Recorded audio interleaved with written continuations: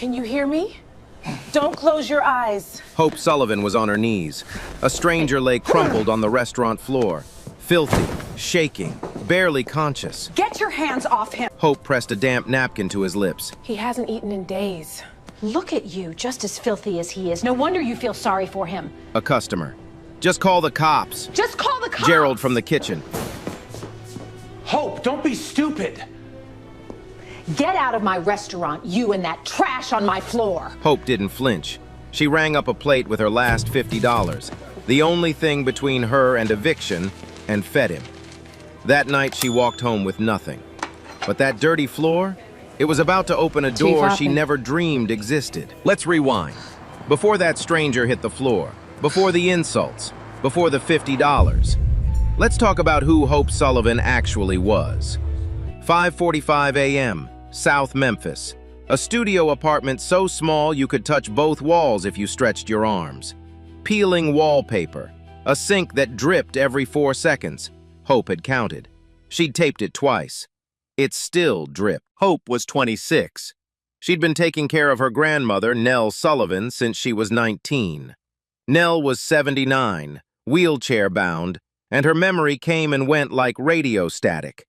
Clear one moment, gone the next. Every morning, same routine. Hope would wake before the sun. She'd heat water on the stove because the apartment's hot water hadn't worked since March. She'd soak a cloth, wring it out, and wash Nell's face. Gentle, slow, like it mattered. Because it did. Morning, Grandma. Nell blinked up at her. That you, baby? Always me. You eat yet? I will. She wouldn't. Hope opened the fridge. Half a can of beans, a piece of bread so stale it bent instead of broke. She packed the beans for lunch. The bread she gave to Nell with a thin layer of peanut butter, the last of the jar. Nell chewed slow. This is good. Glad you like it, Grandma. Hope braided Nell's hair the way she did every morning. 2 plaits, tucked behind the ears. While she braided, she hummed a hymn. The same one Nell used to sing when Hope was small and scared and the world felt too big. On the kitchen wall, 3 eviction notices, taped in a row like a countdown, 3 months behind. The landlord, Curtis Webb, had called twice last week. Hope answered once. He gave her until Friday. Friday was 2 days away. She tied her shoes. The left sole was separating at the toe, and kissed Nell on the forehead. Lock the door behind me, Grandma. I know. I'm old, not useless. Hope smiled. That smile cost her something, but she gave it anyway. She walked to work. 40 minutes. Every single day. The bus was $1.75 each way, $3.50 round trip. That was a loaf of bread. That was peanut butter. That was Nell eating tomorrow. So she walked, past the nice houses on Bellevue with their trimmed lawns and porch lights, past the Baptist church where she used to go with Nell before the wheelchair made the steps impossible, past the gas station where a man once told her she was too pretty to be this broke. She didn't respond. She just walked faster. Hope had graduated high school as valedictorian, top of her class. Scholarship offers from 2 state universities. But the month before freshman orientation, her mother died in a car accident, and Nell, already slowing down, had no one else left. Hope turned down both offers. Got a job at the Crossing Grill, tied an apron, clocked in. That was 8 years ago. She arrived at the restaurant at 6:50 a.m., 10 minutes early, always 10 minutes early. Diane was already behind the counter. Section 4.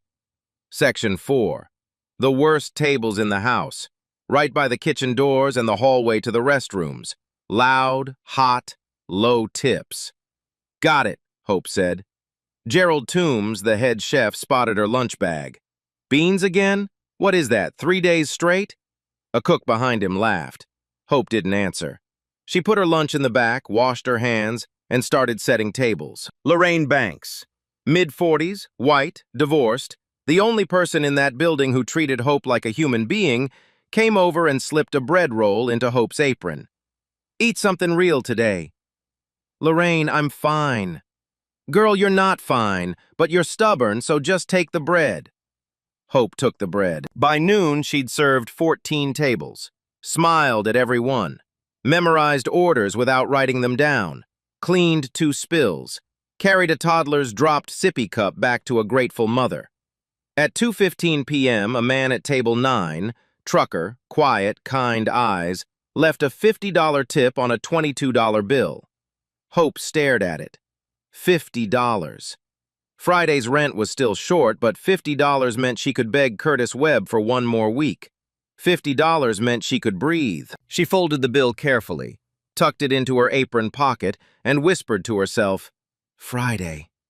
She had no idea she'd never spend that $50 on rent. Now you know who Hope Sullivan is. You know what she carries. You know what that $50 meant. So let's go back to that floor. 3:47 p.m., the Crossing Grill. The stranger came through the front door like the wind blew him in. He didn't look dangerous. He looked empty.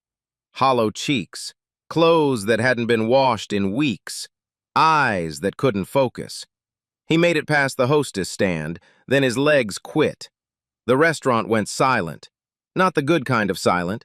The kind where everyone sees and nobody wants to be the one who has to do something. A woman at table 6 pulled her daughter into her lap. A man near the window turned his whole body away. The couple at table 3 suddenly got very interested in the menu. Diane moved first, but not forward. Don't anybody touch him. We don't know what he's on. Gerald came to the kitchen doorway, looked at the man on the floor, looked at Diane, went back inside. Hope was carrying 2 plates to section 4. She stopped, set them down on the nearest table, and walked straight toward him. She knelt. Hey, can you hear me? His eyes fluttered. His lips moved, but nothing came out. When's the last time you ate? A whisper, barely there. 4 days. Hope looked up at Diane. He needs food. He needs to leave. He can't stand up. Not my problem. Not yours either. Hope stood, walked to the register, pulled the $50 bill from her apron, the one she'd been holding like a prayer, and rang up a plate. Grilled chicken, rice, greens, a glass of water. Gerald watched from the kitchen, said nothing, did nothing. Hope brought the plate back, sat on the floor beside the man, lifted his head gently, held the water to his lips. A customer at the bar shook his head. This is a restaurant, not a shelter. Another one. Somebody call somebody. Lorraine stood near the back, hands over her mouth. She wanted to help, but Diane was already walking. I gave you a chance, Hope. Hope kept her hand on the glass. You want to sit on my floor and play hero? Fine, but you don't work here anymore. Hope didn't respond. She held the glass steady until the man swallowed. Diane's voice went loud enough for every table to hear. Get your things, you're done. Hope set the glass down. She looked at the man. Eat slow, okay? Don't rush. Then she stood, untied her apron, folded it, set it on the counter, and walked out. No scene, no tears, no fight. Just a woman who made a choice and carried it through the door. It was dark by the time she got home. 40 minutes on foot. No $50 in her pocket. No job in the morning. Friday still coming. She passed the Baptist church, sat on the steps. Not to pray, just to sit. Just to breathe. The streetlight above her buzzed like it couldn't decide whether to stay on or give up. She got up, kept walking. At home, Nell was in her wheelchair by the window, waiting. You're late, baby. I know, Grandma. Sorry. Hope heated the last can of soup, split it into 2 bowls. Nell got the bigger one. They ate in silence for a while. Then Nell put her spoon down. Her eyes were clear. One of those moments. You did something good today, didn't you? Hope's throat tightened. What makes you say that? Because you got that look. Same look your mama used to get. Like the world took something from you, but you gave something bigger back. Hope couldn't speak. She just held Nell's hand. Later, after Nell fell asleep, Hope sat alone at the kitchen table. 3 eviction notices on the wall. A calculator app on a cracked phone. Numbers that didn't add up. A Friday that wouldn't wait. She didn't cry. She just sat there. In the quiet. In the dark. 2 days passed. Hope applied to 4 restaurants. 2 didn't call back. One said they'd Keep her on file. The last one offered her a dishwashing shift. 3 nights a week, no tips, no benefits. She took it. Friday morning, Curtis Webb called. Hope, I like you, but I got bills too. I know, Mr. Webb, I just need... You needed time last month, and the month before that. 1 more week, please. A long pause. Monday, that's it. She hung up. Monday, 4 days to find money that didn't exist. Then Saturday came. 5:14 a.m. Hope was awake. She hadn't really slept. Nell was still breathing slow in the next room. The apartment was dark, quiet. A sound, soft. Paper sliding across tile. Hope looked at the door. A cream-colored envelope at the floor. No stamp, no return address. Hand delivered. She picked it up. Heavy paper. The kind she'd never bought in her life. Inside, a single typed card. Ms. Sullivan, your kindness was witnessed. Please come to the Caldwell Estate, 1040 Ridgeland Row, Saturday at 10 a.m. A car will be waiting at the corner of Lamar and Bellevue at 9:15. E.C. Hope read it 3 times. She opened her phone. Typed, Caldwell Estate, Memphis. The results loaded slow. Cracked screen, cheap data plan. But when they came, she stopped breathing. Everett Caldwell, 78 years old. One of the wealthiest men in Tennessee. Founder of the Caldwell Foundation. Housing, education, second chance programs. Almost no public photos. His wife died decades ago. His daughter Adelaide died 21 years ago. He lived alone, on a hill, behind iron gates. Hope stared at the screen. Who are you? She whispered. And more importantly, how did he know her name? She almost didn't go. She stood in front of her closet, if you could call it that, for 20 minutes. She owned one good dress, navy blue. She'd worn it to her mother's funeral and twice to job interviews that went nowhere. She ironed it 3 times, put it on, took it off, put it back on. Nell watched from her wheelchair. Where you going, baby? I'm not sure yet, Grandma. You look nice. Thank you. You nervous? Little bit. Nell smiled. Good. Means it matters. 9:15 a.m. Corner of Lamar and Bellevue. A black car sat waiting. Clean. Quiet. The kind of car that didn't belong in this neighborhood. The driver stepped out. Miss Sullivan? That's me.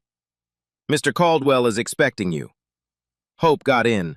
The leather seat was cool. The car smelled like something she couldn't name. Not perfume, not cologne, just clean. Everything was just clean. The drive lasted 12 minutes. The neighborhood changed fast. Cracked sidewalks became stone curbs. Chain-link fences became wrought iron. Laundromats became gardens. The car turned through a pair of iron gates and climbed a long, winding driveway lined with magnolia trees. At the top, a stone estate. Old money, the kind of house that had rooms nobody used.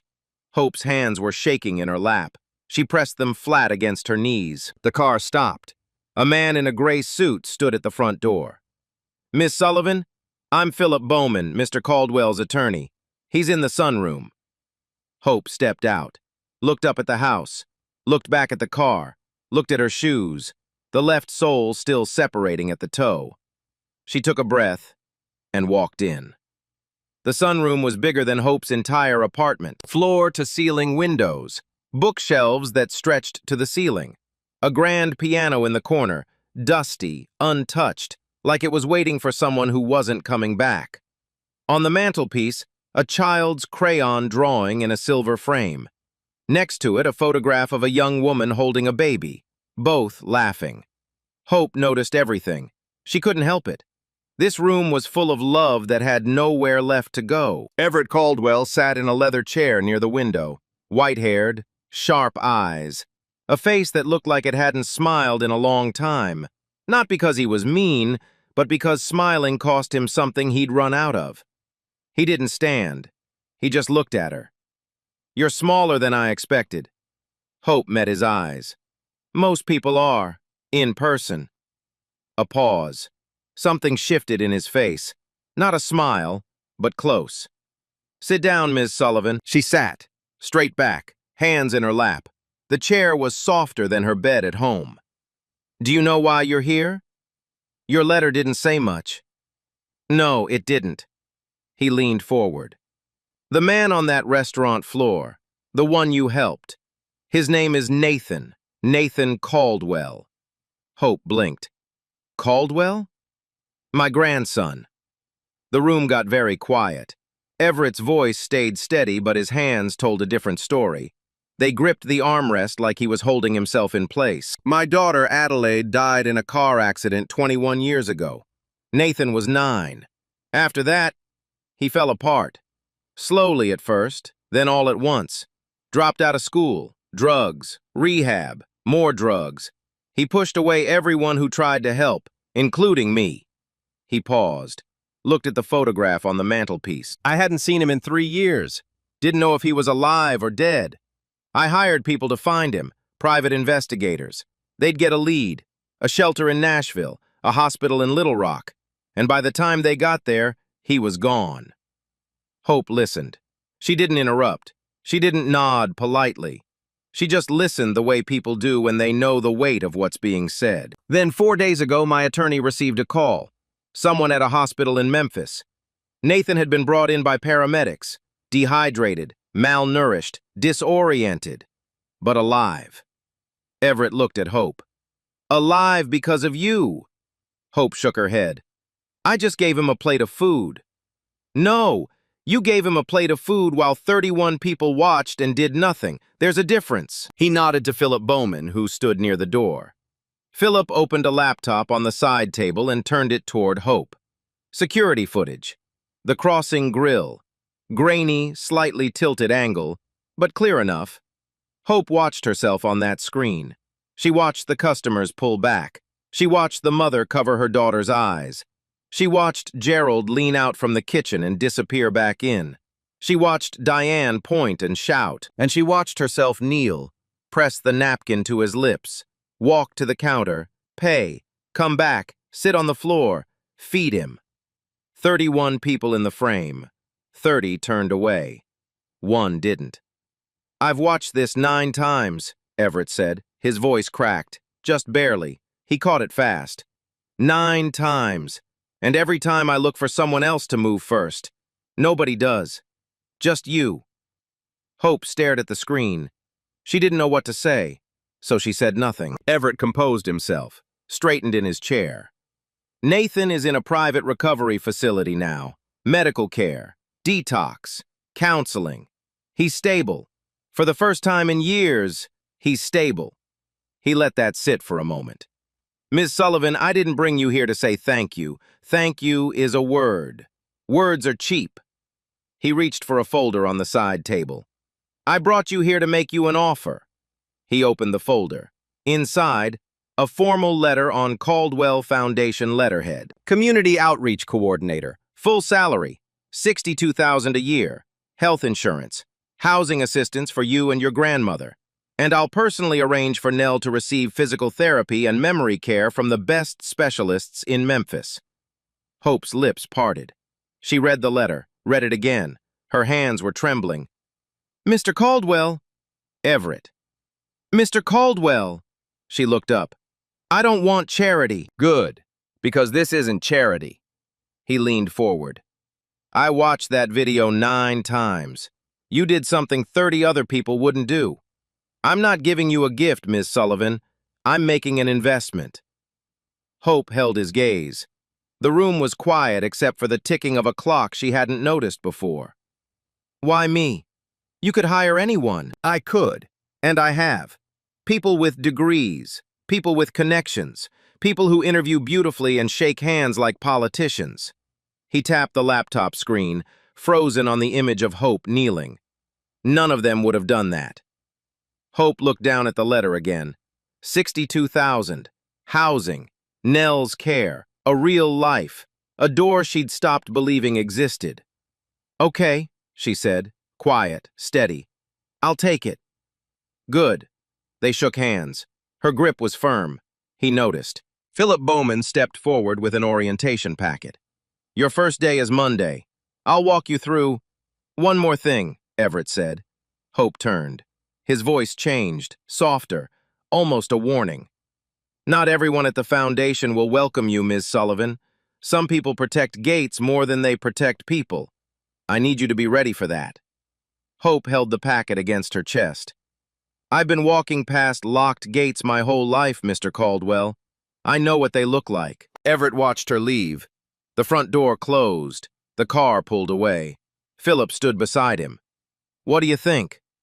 Everett looked at the frozen screen. Hope on her knees. A stranger in her arms. I think she's the real thing. Hope's first week at the Caldwell Foundation felt like walking into someone else's life. The office was in a renovated warehouse downtown. Exposed brick, tall windows, the kind of space where people carried laptops instead of trays. Her desk had a nameplate, a real one, engraved. Hope Sullivan, Community Outreach Coordinator. She touched it twice the first morning, just to make sure. The work came natural. Reviewing housing applications, visiting shelters, organizing outreach events in neighborhoods she already knew, because she'd lived in them. While other coordinators studied poverty in reports, Hope had studied it at her kitchen table. Her coworkers were polite, mostly. A few smiled, a few didn't. She was the youngest person on the floor, the only black coordinator. She felt eyes on her in meetings, not hostile, not warm, just watching. Like they were waiting to see if she'd last. She lasted. Tuesday, Nell's first physical therapy appointment. Hope stood behind a glass window watching a therapist guide Nell's arms through slow, careful movements. Nell looked confused at first. Then she laughed at something the therapist said. A real laugh, the kind Hope hadn't heard in months. Hope pressed her hand against the glass. Tears came. She let them. Wednesday evening. Hope met Lorraine at a coffee shop, their first sit-down since everything changed. Lorraine stirred her cup. So, the Crossing Grill's been losing customers. Someone posted the whole story online. Restaurant fires waitress for helping a dying man. Diane's been doing damage control all week. Hope shook her head. I'm not looking for revenge. I know you're not. That's what makes it so good. Lorraine grinned. Something better is already happening. They laughed. Easy. Light. The way people laugh when the weight lifts, even a little. That night, Hope slept without setting 3 alarms. She didn't need to calculate bus fare. She didn't need to check the eviction notices. They were gone. Paid through the year. For the first time in longer than she could remember, she exhaled. But some doors that open also let other things in. Diane Prescott was not the kind of woman who lost quietly. The online post had gone semi-viral. Not millions, but enough. Enough for regulars to stop coming. Enough for a local news blog to call asking questions she didn't want to answer. Enough for Douglas Moore, the restaurant's absentee owner up in Nashville, to leave a voicemail she hadn't returned. She was losing control, and Diane Prescott without control was a dangerous thing. Then Gerald told her. She's working for the Caldwell Foundation now. Diane set down her coffee. Excuse me? Hope. She got hired. Some kind of outreach job. Gerald's cousin works in the building. Said she's got her own desk and everything. Diane didn't say anything for a long time. She just stood behind the register, perfectly still, the way people get when anger turns into math. Hope Sullivan, the woman she fired on a restaurant floor, was now sitting in an office funded by one of the wealthiest men in Memphis, getting praised, getting paid, getting everything. And Diane? Diane was watching her restaurant bleed out one empty table at a time. That's when the plan started. But before Diane made her move, the foundation was already doing its own quiet damage. Hope's second week started with a meeting she wasn't invited to. She found out at lunch. Lorraine had texted, "How was the housing strategy meeting?" Hope stared at the message. "What meeting?" She checked her email. Nothing. Checked the shared calendar. There it was, a 10 a.m. session on community housing initiatives. Her exact job, her exact program. No invite. She told herself it was a mistake, Outlook glitch, somebody forgot. Then it happened again. Thursday, a donor briefing on outreach metrics, her numbers. She walked past the conference room and saw 4 coordinators inside. None of them looked up. Small things. The kind of things that aren't small at all. A conversation that stopped when she walked into the break room. A shared document she didn't have editing access to. A coworker who smiled at everyone in the hallway except her. Nobody said anything wrong. That was the trick. Nothing you could point to, nothing you could report. Just a temperature, a feeling, like the room got 2 degrees colder whenever she entered. Hope kept her head down, did her work, visited shelters, reviewed applications, built her program the way she knew how, by listening to people nobody else listened to. But the loneliness had weight, and she carried it home every night. It took Diane 3 days to finish the plan. She pulled Gerald into the back office on a Tuesday night after closing. "I need you to sign something." Gerald looked at the paper. A witness statement, dated the day Hope was fired. It said Hope had taken $200 from the register before leaving. "Diane, I didn't see her take anything." "You were in the kitchen. You don't know what you saw." "I know I didn't see that." Diane leaned closer. "Gerald, I've kept you employed through 3 health inspections and a grease fire. You owe me. Sign the paper." "And if I don't?" "Then I tell Douglas more about the case of bourbon you've been skimming from the storeroom since last October. Your choice." Gerald stared at her. His hands were shaking. He picked up the pen. He signed it. Diane made a copy, typed up a fake theft report, backdated it, sent it, anonymously, to the Caldwell Foundation's compliance office. And then she waited.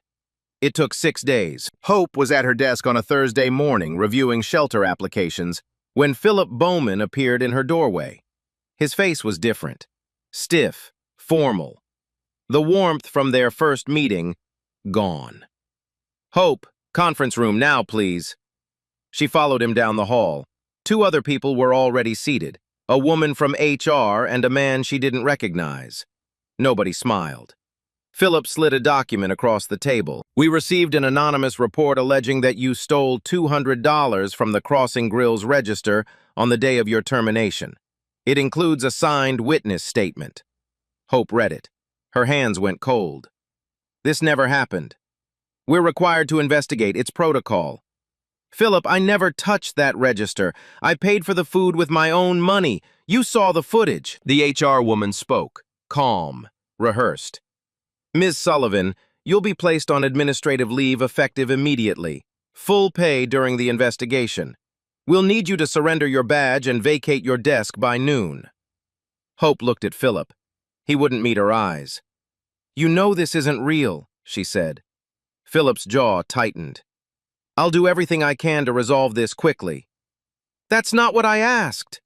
Silence. Hope stood, walked out of the conference room, down the hallway, past the desks of co-workers who suddenly had very important things to look at on their screens, past her own desk, the nameplate still there, engraved, like a promise someone was taking back. She paused, touched the nameplate with her fingertip, then kept walking. She made it to the elevator before her chest started shaking. Outside, she sat on a bench, the same bench where Foundation employees ate lunch. She'd sat here 3 days ago with a sandwich and thought, maybe this is real. Maybe this is my life now. She called Lorraine. "It's Diane." Lorraine's voice went sharp. "What did she do?" "She filed a fake theft report, said I stole $200, got Gerald to sign as a witness." "That lying, Hope, Gerald didn't see anything. He was in the kitchen the entire time." "I know that, but they've got a signed statement and I've got nothing." Silence on the line. Then Lorraine. "Not yet, you don't." Hope hung up, stared at her phone. A new notification. Curtis Webb. "Ms. Sullivan, the housing assistance check hasn't cleared. Please contact me by Friday or I'll need to begin proceedings." The Foundation's payment had frozen with her suspension. Of course it had. Hope walked home. 40 minutes. Same route. Same cracked sidewalks. But the magnolia trees were gone again. The wrought iron was gone. She was back to the version of the world she knew best. The one that took things away just when you thought it was done taking. At home, Nell was agitated. The routine had changed. Hope was back too early. The energy was wrong. Nell could feel it the way old people feel weather coming. "What happened, baby?" "Nothing, Grandma. Just came home early." "Don't lie to me. I'm old, not stupid." Hope knelt beside her wheelchair, held her hands. "Someone said something about me that isn't true, and I have to figure out how to prove it." Nell squeezed her hands, hard, stronger than Hope expected. "You remember what I told you when you were little? When those girls at school said those things about your mama?" Hope nodded. "I said, the truth doesn't need volume. It just needs time." Hope cooked dinner. Rice and canned vegetables. The cupboard was full now, at least for a while. She gave Nell the bigger plate, same as always. Nell looked at it, looked at Hope's plate, pushed a spoonful of rice back onto Hope's. "We share tonight, baby." Hope didn't argue. She couldn't. After Nell fell asleep, Hope sat on the kitchen floor, back against the cabinet, lights off, phone dark. She didn't cry because she was sad. She cried because she was tired. Tired of building things that people kept knocking down. Tired of being good in a world that punished it. Tired of kneeling for strangers and getting her knees kicked out from under her. She cried quietly, the way she always did, so Nell wouldn't hear. Outside, a dog barked somewhere down the block. Then nothing. Just the drip of the sink. Every 4 seconds. She'd counted. The apartment was dark, but somewhere across town, a phone was ringing. Gerald Toombs sat on the edge of his bed, staring at Lorraine's number on his screen. His hand hovered over the answer button. He thought about the paper he signed. He thought about the bourbon Diane held over his head. He thought about Hope on the floor, feeding that man while he stood in the doorway and did nothing. He thought about doing nothing again. His thumb touched the screen. "Lorraine?" Yeah, it's Gerald. "Listen, I need to tell you something." Gerald talked for 14 minutes. Lorraine sat on her couch, phone on speaker, a notepad in her lap. She didn't interrupt. She let him talk, and she let her phone record every word. "She called me into the back office after closing, had the paper already typed up. I told her I didn't see anything. She said it didn't matter. She said if I didn't sign, I'd be next." "So you signed?" "Yeah, Gerald. You know that paper is inside the Caldwell Foundation right now. Hope's been suspended." Silence. Then, "I know. And you know Diane pocketed cash from the register herself, more than once." "I know that too." Lorraine closed her eyes. "Why are you calling me now?" "Because I can't sleep. Because every time I close my eyes, I see her on that floor feeding that man, and I'm standing in the kitchen doorway doing nothing. Again." Lorraine let that sit. "Will you say all of this again? On the record, to the foundation, to whoever needs to hear it." A long pause. Yeah, I will." The next morning, Lorraine brought the recording to Hope. They sat at Hope's kitchen table. Nell was napping in the next room. The apartment was quiet. Hope listened to the whole thing. Gerald's voice, shaky, guilty, real. "Is this enough?" Hope asked. "It's a start. But a recording of a guy saying he lied, that proves the statement is fake. It doesn't prove you didn't take the money." "So what does?" "The cameras." Hope shook her head. "Diane unplugged the system. She told Gerald to pull the local recorder the same day." "The local recorder, yeah, but the system is cloud synced. I looked it up. That model auto-saves to a remote account. Diane controls the box in the office. She doesn't control the cloud." "Who does?" "The owner, Douglas Moore, Nashville." Hope leaned back. "I've never met him. He's never met me. Why would he help?" "Because he doesn't know what Diane's been doing. And I'm guessing when he finds out she's been stealing from his register and filing fake reports in his restaurant's name, he's going to care." That afternoon, there was a knock on Hope's door. She opened it. Nathan Caldwell stood in the hallway, clean-shaven, thin but steady, eyes clear. 30 days of recovery had carved something new into his face. Not health, not yet. but intention. Hi. Hi.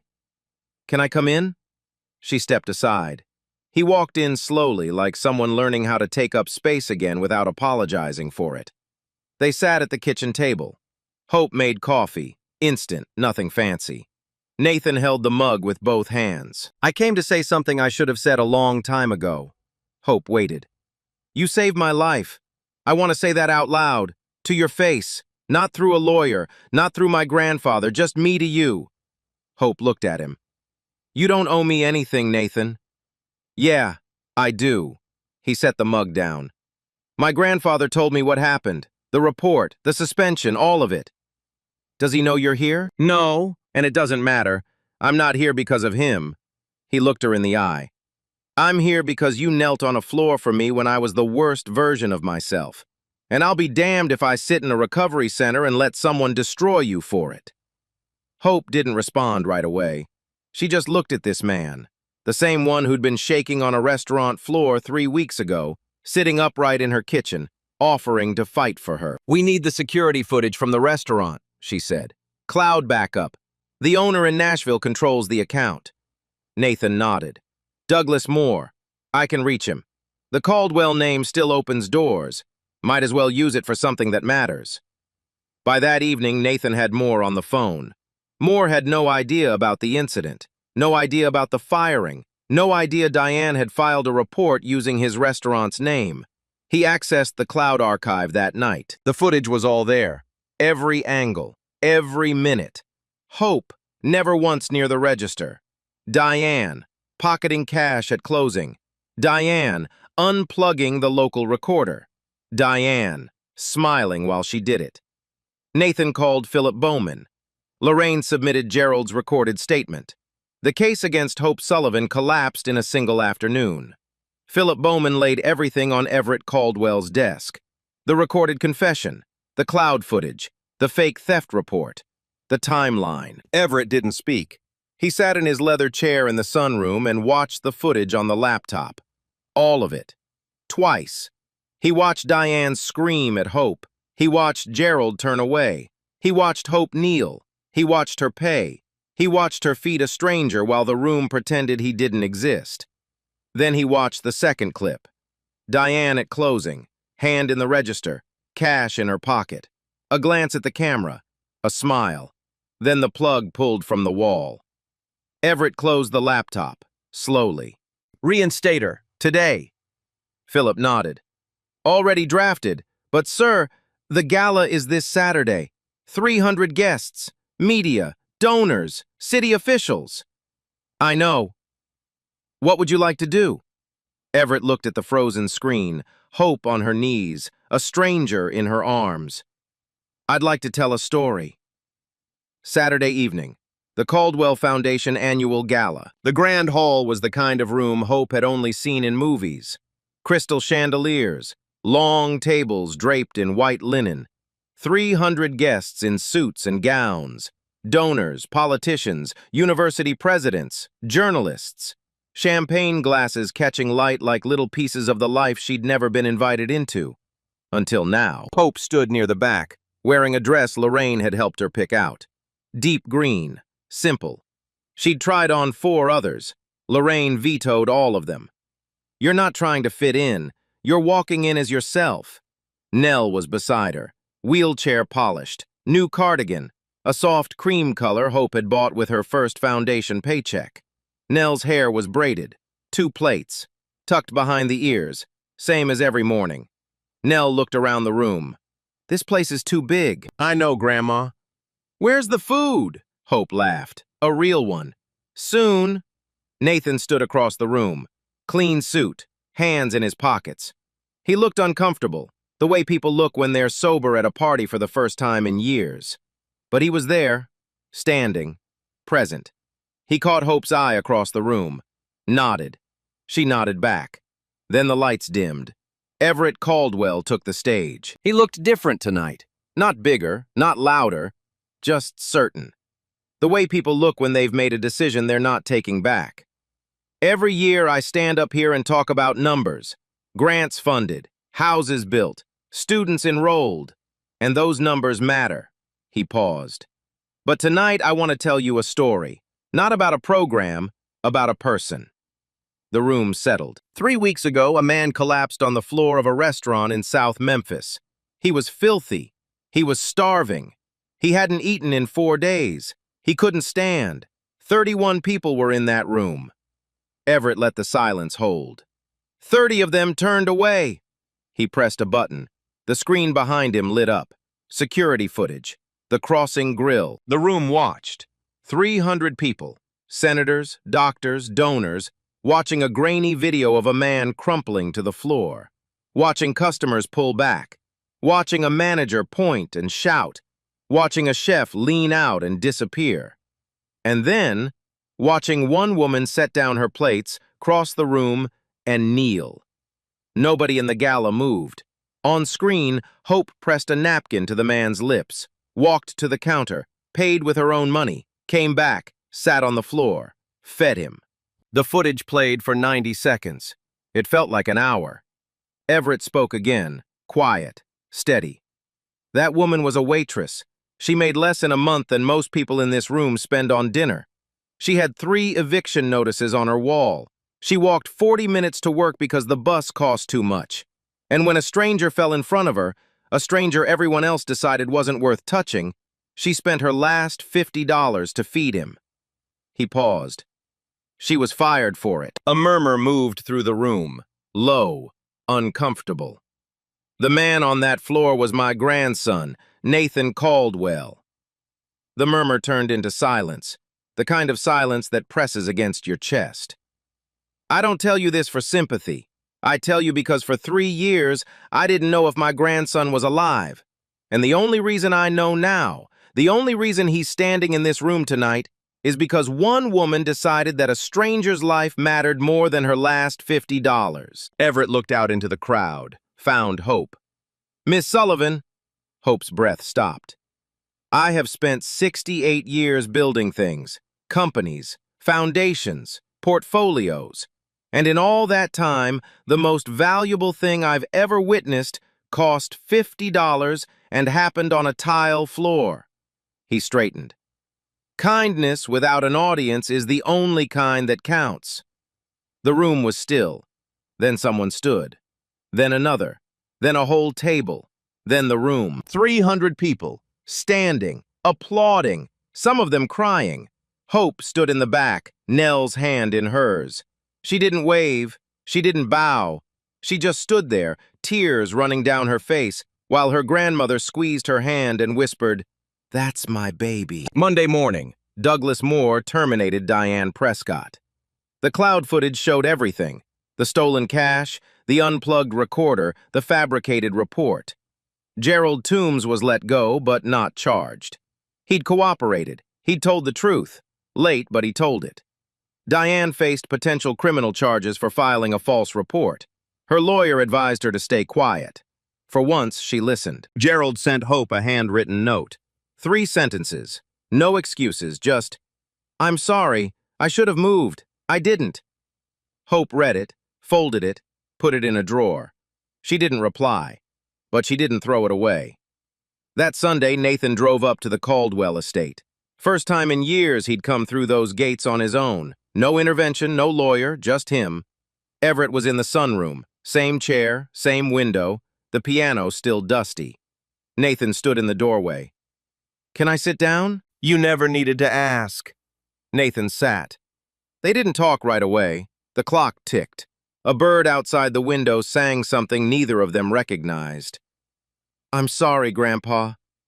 "I know. I wasted a lot of years. You're here now." Nathan looked at the photograph on the mantelpiece. His mother, holding him as a baby, both laughing. She would have liked Hope. Everett's eyes softened. Something old and heavy shifted behind them. Your mother would be proud of the man you're becoming. They didn't hug, but Nathan stayed. And for the first time in 21 years, they had dinner together. In the sunroom. 2 plates, 2 glasses of water. Nothing fancy. Everything that mattered. 6 a.m., same apartment, same sink, still dripping. But the fridge was full. Hope stood in the kitchen, barefoot, listening to the drip like it was an old song she'd grown up with. She'd fix it eventually, but not today. Today it sounded like home. She heated water on the stove, soaked a cloth, wrung it out, washed Nell's face. Gentle, slow, like it mattered. Because it still did. "Morning, Grandma." Nell blinked up at her. "That you, baby?" "Always me." "You eat yet?" Hope smiled. "I will, and this time I mean it." She opened the fridge. Eggs, bread, fresh, soft, the kind that didn't bend, butter, orange juice. She made 2 plates, same size this time. They ate together. Nell chewed slow. "This is good." "Glad you like it, Grandma." Same words, different morning. Hope braided Nell's hair, 2 plates, tucked behind the ears. Same hymn, but she hummed it louder today. Not because she was happier, because she wasn't afraid. On the kitchen wall, the eviction notices were gone. In their place, a framed photograph. Hope and Nell at the gala. Someone had taken it without them knowing. Nell in her cream cardigan, Hope in the green dress, both of them looking at something off camera, both of them smiling. Hope put on her shoes. The left sole had been repaired. Lorraine had taken them to a cobbler as a gift. "Don't argue," she'd said. "Just wear them." Hope kissed Nell on the forehead. "Lock the door behind me, Grandma." I know.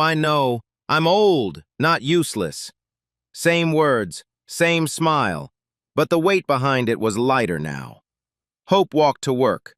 Same route. 40 minutes. She still didn't take the bus. Not because she couldn't afford it, but because the walk was hers. It was where she thought, where she prayed, where she remembered who she was before anyone gave her a title or a nameplate or a standing ovation. She passed the Baptist church, the same steps where she'd sat alone in the dark the night she was fired. She stopped, looked at them. Then she kept walking, and she was smiling. At her desk, the nameplate was still there. Hope Sullivan, Community Outreach Coordinator. But next to it now, an envelope. No return address. She opened it. A handwritten note. Nathan's handwriting. "You didn't just save my life. You gave my grandfather his family back. I'll spend the rest of mine trying to be worthy of what you did on that floor. Anne." Hope read it, folded it carefully, placed it in her desk drawer, beside Gerald's note. 2 letters, 2 kinds of grace. She opened her laptop. New day, new work, same heart. So, where are they now? Hope Sullivan was promoted to Director of Community Outreach at the Caldwell Foundation within the year. She built a program that partners with local restaurants across Memphis to provide hot meals and job placement for unhoused individuals. She named it The Floor, after the place where it all started. Nell moved into a foundation-assisted home with Hope. New apartment, working sink. Hope still braids her hair every morning. 2 plates, tucked behind the ears. Nathan Caldwell completed a full recovery program. He works as a peer counselor at a Memphis treatment center. Every Sunday, he drives up to the estate for dinner with Everett. 2 plates, 2 glasses of water.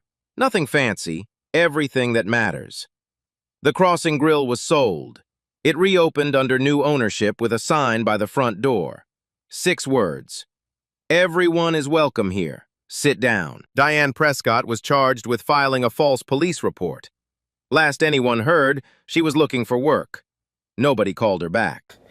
31 people, same floor, same moment. 30 looked away, 1 knelt, and that one, Hope Sullivan, paid for it with everything she had. Here's what I keep coming back to. Hope didn't know that man was a billionaire's grandson. She didn't know there were cameras. She didn't know anyone was watching at all. She just saw a human being on the floor that nobody wanted to touch. And she reached down with her last $50. The only thing between her and the street. That's not charity. That's the heroism. That's something deeper. That's someone who decided that a stranger's hunger mattered more than her own survival. and Everett Caldwell said it best. Kindness without an audience is the only kind that counts. Hope wasn't performing kindness, she was just kind. And that's the difference that changed everything. For Nathan, for Everett, and for a woman who'd been invincible her whole life. But this story leaves me with a question I can't shake. If kindness costs you everything, your job, your rent, your safety, is it still worth it? And if you hesitate to answer, what does that say about the world we've built? Tell me in the comments. When was the last time you chose kindness when it cost you something? Share this with someone who needs it. Subscribe so you don't miss the next story. And remember, you never know whose life is on the floor. Be the one who kneels.